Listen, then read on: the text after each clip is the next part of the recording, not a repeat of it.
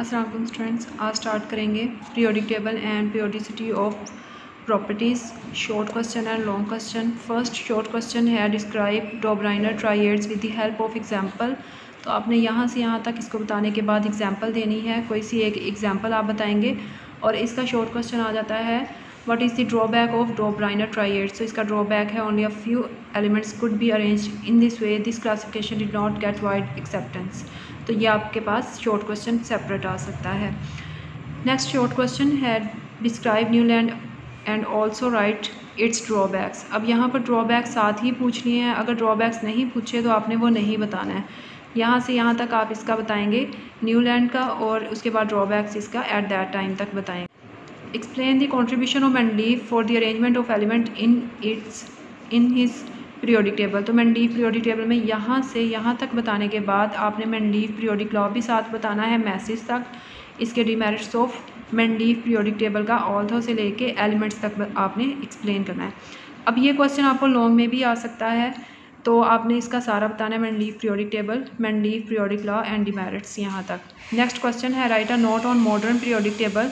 Modern periodic table में आपने इसके 2 पॉइंट्स बताने हैं, और ये मैंने आपको बहुत अच्छे से एक्सप्लेन किया था। अगर इसके बारे में नहीं पता तो आप दोबारा से लेक्चर्स को देखें। मॉडर्न पीरियोडिक लॉ का बताना है, तो मॉडर्न पीरियोडिक का आपने यहाँ से ऑब्टेन तक इसको एक्सप्लेन करना है। ये भी आपको लॉन्ग क्वेश्चन शॉर्ट में आ जाता है, तो यहाँ पर शॉर्ट क्वेश्चन जो है वो ज़्यादा आते हैं, लॉन्ग की बजाय यहाँ पर शॉर्ट ज़्यादा आएंगे। नेक्स्ट वन है why and how elements are arranged in the periodic table. तो ये आपके पास एलिमेंट्स आर अरेंज्ड बिहेवियर तक, पीरियोडिक टेबल तक, और नेक्स्ट हेडिंग आएगी significance of atomic number periodic table तक, इसका आंसर आएगा। Write down the significance of atomic number in the arrangement of long form of periodic table. Long form of periodic table आपने as it is सारा explain करना है, वो आपकी book में भी वैसे ही लिखा है। तो यहाँ पर पीरियड की हेडिंग आएगी, एक्सप्लेनेशन करनी है आपने, एग्जाम्पल बताना है। ग्रुप्स की हेडिंग आएगी, एक्सप्लेन करना है, एग्जाम्पल बताना है। तो ये आपके पास एक लॉन्ग क्वेश्चन है। नेक्स्ट वन है discuss the important feature of modern periodic table. तो ये बोर्ड में 2014 एंड 15 में क्वेश्चन आ चुका है, तो बहुत इंपॉर्टेंट है। इसके टोटल जो हैं वो 6 पॉइंट्स हैं, तो आपने 6 पॉइंट्स को एज इट इज़ एक्सप्लेन करना है, कुछ भी इसमें से स्किप नहीं करना। नेक्स्ट क्वेश्चन है discuss in detail the period in periodic table. तो पीरियड्स के बारे में आपने बताना है, first period, second period, fourth and fifth period, six and seventh period, lanthanide and actinide. ये आपकी बुक में एज इट इज़ क्वेश्चन का आंसर है, तो आपने उसको एज इट इज़ बताना है, इसमें से कुछ भी आपने स्किप नहीं करना। ये लॉन्ग क्वेश्चन है, ये आप इसको अच्छी तरह से पढ़ लें। अगर आप जस्ट टेबल ही लर्न कर लेते हैं तो आपको पता चल जाएगा कि शॉर्ट पीरियड में कितने एलिमेंट्स हैं, नॉर्मल में कितने हैं, लॉन्ग पीरियड में और वेरी लॉन्ग में कितने एलिमेंट्स हैं, नंबर ऑफ एलिमेंट्स और रेंज ऑफ एटॉमिक नंबर का आपको आइडिया हो जाएगा। नेक्स्ट लॉन्ग क्वेश्चन है discuss the group present in modern periodic table. Board में 2015 में ये क्वेश्चन आ चुका है। 2015 में ये क्वेश्चन लॉन्ग क्वेश्चन में आया था, तो आपने group 1, group 2, group 17 and groups of normal elements, transition elements का आपने यहाँ से यहाँ तक एक्सप्लेन करना है, कंप्लीशन तक। What do you mean by blocks in the periodic table and why elements are placed in the blocks? तो ये भी आपके पास लॉन्ग क्वेश्चन है। यहाँ पर आपने ब्लॉक्स ऑफ एलिमेंट्स का बताना है, टाइप्स ऑफ ब्लॉक्स बताने हैं, S block, P block, D block, F block. तो ये आप यहाँ से स्टार्ट करेंगे और यहाँ तक इसका आंसर आएगा एफ ब्लॉक तक, ट्रांजिशन मेटल्स तक। नेक्स्ट है डिफाइन एटॉमिक साइज और atomic radius, write down it's units, explain it's trend in groups and periods. तो ये है आपके पास लॉन्ग क्वेश्चन, बहुत इंपॉर्टेंट लॉन्ग क्वेश्चन है। और जितने भी आपने क्वेश्चन एक्सप्लेन करने हैं उनके जो प्रेजेंट आपने करना है वो अच्छे तरीके से इसको करना है, क्योंकि जितना आपकी प्रेजेंटेशन अच्छी होगी मार्किंग उतनी आपके लिए अच्छी होगी और मार्क्स ज़्यादा अच्छे आएंगे। तो यहाँ पर आप देखें atomic size and atomic radius आ गया, यूनिट की अलग से हेडिंग है, वो आपने यूनिट्स बता दिए, एग्जाम्पल की अलग से हेडिंग दे के आपने उसकी एग्जाम्पल बतानी है।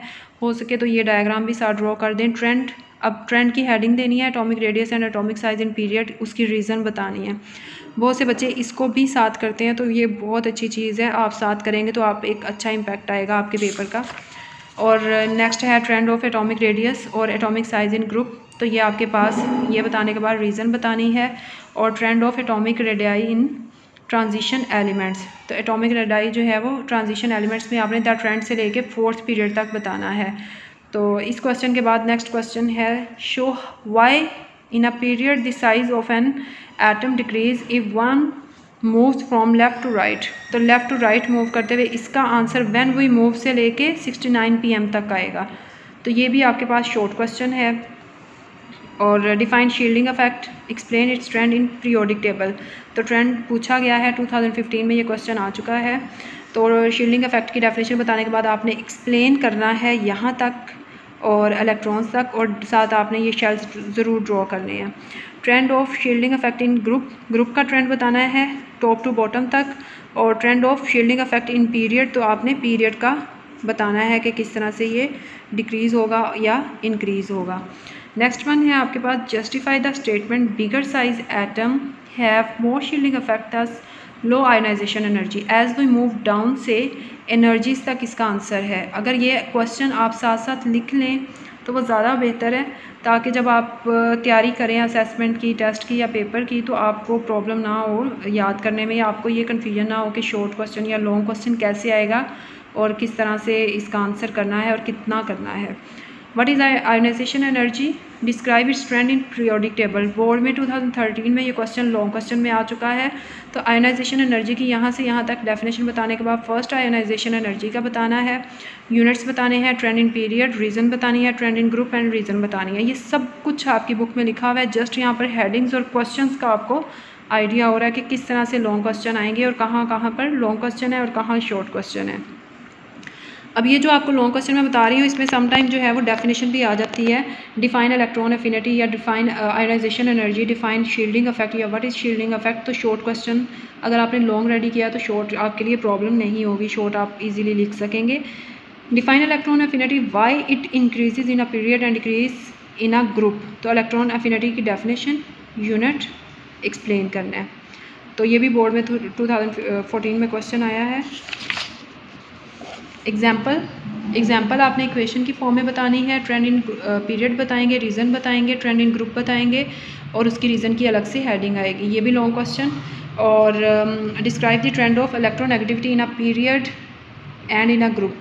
तो यहाँ पर डिस्क्राइब कहा है तो इलेक्ट्रोनेगेटिविटी की डेफिनेशन बताएंगे, उसके बाद ट्रेंड बताएंगे पीरियड में, अफेक्टिव न्यूक्लियर चार्ज का बताएंगे, ट्रेंड इन ग्रुप बताएंगे और उसकी रीज़न बताएंगे।